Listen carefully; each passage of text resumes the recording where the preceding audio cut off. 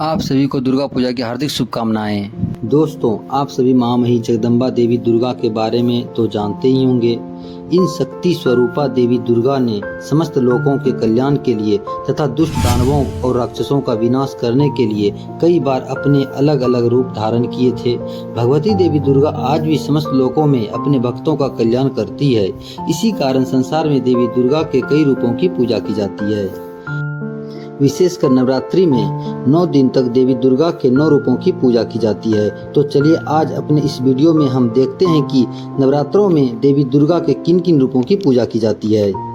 दोस्तों, देवी दुर्गा को माता पार्वती का ही एक रूप माना जाता है, इसलिए नवरात्रि में पहले दिन इसके जिस रूप की आराधना की जाती है उसका नाम है शैलपुत्री।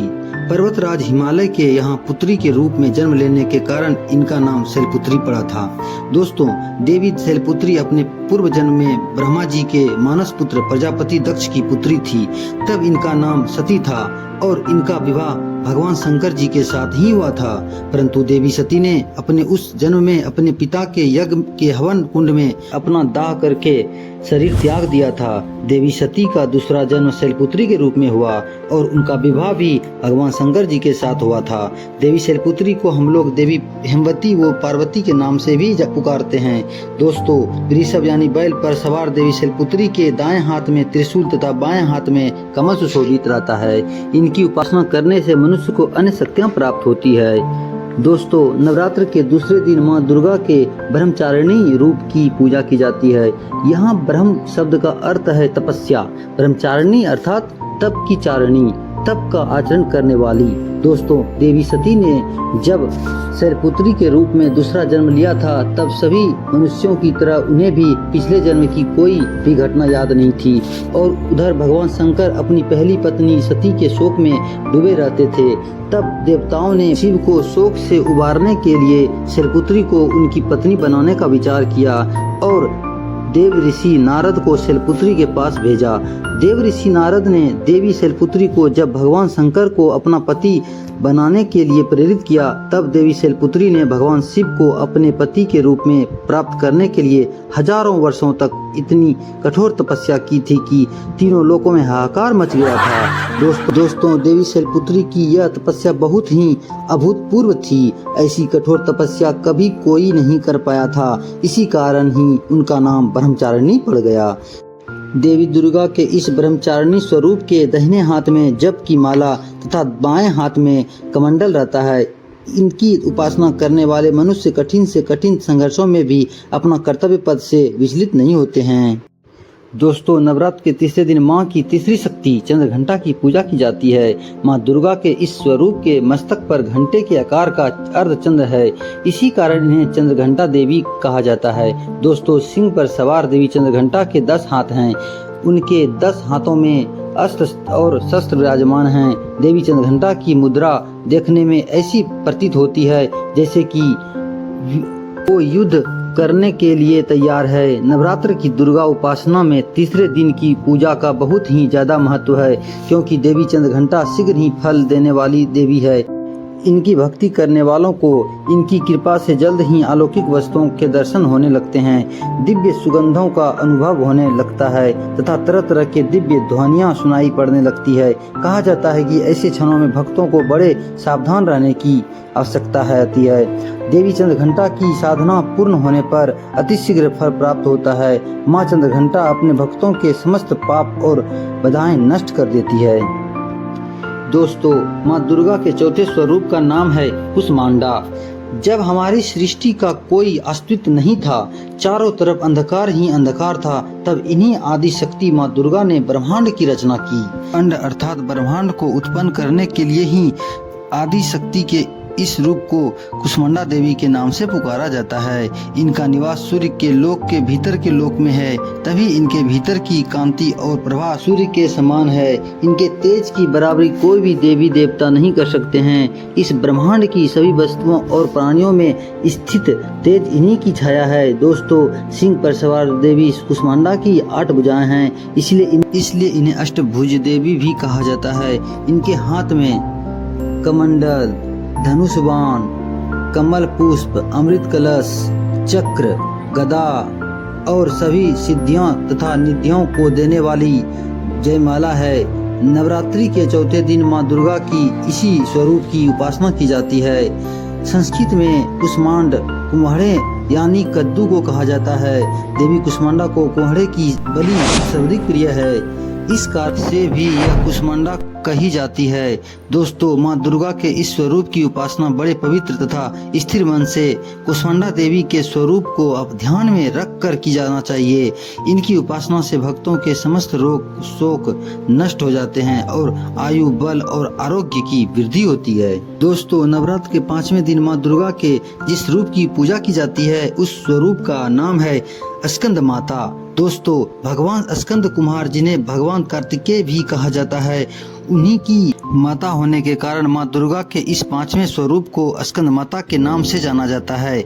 इनके विग्रह में भगवान स्कंद जी बाल स्वरूप में इनकी गोद में बैठे होते हैं। स्कंद माता स्वरूपनी देवी की 4 भुजाएं हैं। दाहिनी तरफ की ऊपर वाली भुजा से उन्होंने भगवान स्कंद को गोद में लिया हुआ है और नीचे वाली भुजा से कमल पुष्प लिए हुए हैं।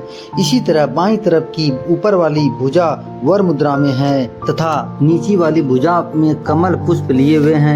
दोस्तों, स्कंद माता कमल के पुष्प पर विराजमान रहती है, इस कारण इन्हें पद्मासनी देवी भी कहा जाता है। साथ ही इन देवी स्कंद का वाहन सिंह भी है। स्कंद माता की उपासना करने से बाल रूप स्कंद भगवान की पूजा स्वयं हो जाती है। यह विशेषता केवल इन्हीं देवी को प्राप्त है। दोस्तों, माँ दुर्गा के छठे स्वरूप का नाम है देवी कात्यायनी। पूर्व काल में कत नाम के एक महर्षि हुए थे, जिनके पुत्र हुए थे ऋषि कात्य। इन्हीं ऋषि कात्य के गोत्र में ऋषि कात्यायन उत्पन्न हुए थे। ऋषि कात्यायन ने बहुत वर्षों तक माँ भगवती की तपस्या की थी। उनकी इच्छा थी कि माँ भगवती उनके घर पुत्री के रूप में जन्म ले। दोस्तों, कहा जाता है कि जब दैत्य महिषासुर का वध करने के लिए भगवान ब्रह्मा विष्णु महेश तीनों ने अपने तेज के अंश से माँ दुर्गा को उत्पन्न किया था, तब महर्षि कात्यायन ने ही सर्वप्रथम देवी दुर्गा की पूजा की थी। इसी कारण देवी दुर्गा का यह स्वरूप देवी कात्यायनी कहलाया और ऐसी मान्यता है कि इन्हीं देवी कात्यायनी ने ऋषि कात्यायन के यहाँ पुत्री के रूप में उत्पन्न हुई थी। दोस्तों, सिंह पर सवारी करने वाली देवी कात्यायनी का स्वरूप बड़ा ही भव्य तथा दिव्य है। इनकी 4 भुजाओं में दाहिने तरफ की ऊपर वाली भुजा अभय मुद्रा में है तथा नीचे वाली भुजा वर मुद्रा में है। बाईं तरफ की ऊपर वाली भुजा में तलवार तथा नीचे वाली भुजा में कमल पुष्प शोभित है। माँ देवी की इस कात्यायनी स्वरूप की पूजा नवरात्र के छठे दिन की जाती है। माँ कात्यायनी अपने भक्तों को चारों फल, धर्म, अर्थ, काम और मोक्ष प्रदान करती है। दोस्तों, नवरात्र के 7वें दिन माँ दुर्गा के कालरात्रि स्वरूप की पूजा की जाती है। देवी कालरात्रि के शरीर का रंग घने अंधकार की तरह काला है। सर के बाल बिखरे हुए हैं और इनके 3 नेत्र हैं। इनकी नाक से अग्नि की भयंकर ज्वाला निकलती रहती है। गधे पर सवारी करने वाली देवी कालरात्रि के दाहिने तरफ की ऊपर वाली भुजा वर मुद्रा में है तथा नीचे वाली भुजा अभय मुद्रा में है। बाईं तरफ की ऊपर वाली भुजा में लोहे का कांटा है और नीचे वाली भुजा में खड़ग है। माँ कालरात्रि का स्वरूप देखने में अत्यंत भयानक है, परंतु यह सदैव सुफल प्रदान करती है। इसी कारण इनका नाम शुभांति भी है। दानव, दैत्य, राक्षस, भूत, प्रेत आदि इनके स्मरण मात्र से ही भयभीत होकर भाग जाते हैं। इनके भक्तों को अग्नि भय, जल भय, जंतु भय, शत्रु भय, रात्रि भय आदि कभी नहीं होते। दोस्तों, माँ दुर्गा की 8वीं शक्ति का नाम है महागौरी। इनका रंग पूर्णतः गौर है। इनकी गौरता की उपमा शंख, चक्र, चंद्र और कुनद के फूल से दी गई है। देवी महागौरी की आयु 8 वर्ष की मानी गई है। इनके वस्त्र आभूषण भी श्वेत हैं। ऋषभ की सवारी करने वाली देवी महागौरी की 4 भुजाएं हैं। इनके दाहिनी तरफ का ऊपरी हाथ अभय मुद्रा में है और नीचे वाले हाथ में त्रिशूल है और बाईं तरफ के ऊपर वाले हाथ में डमरू और नीचे वाला हाथ बर मुद्रा में है। देवी महागौरी ने जब भगवान शिव को प्राप्त करने के लिए कठोर तप किया था, तब इनका रंग काला पड़ गया था।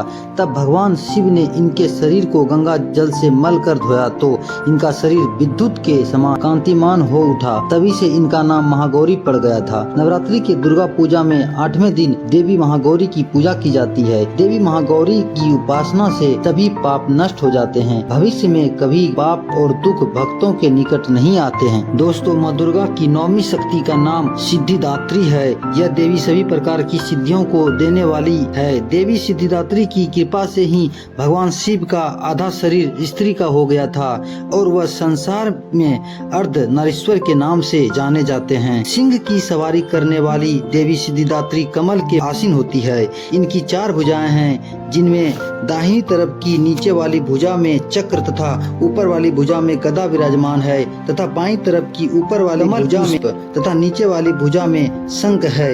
नवरात्रि की दुर्गा पूजा में 9वें दिन देवी सिद्धिदात्री की पूजा की जाती है। उपासना पूर्ण होने के बाद भक्तों के सभी मनोकामनाएं पूरी हो जाती है।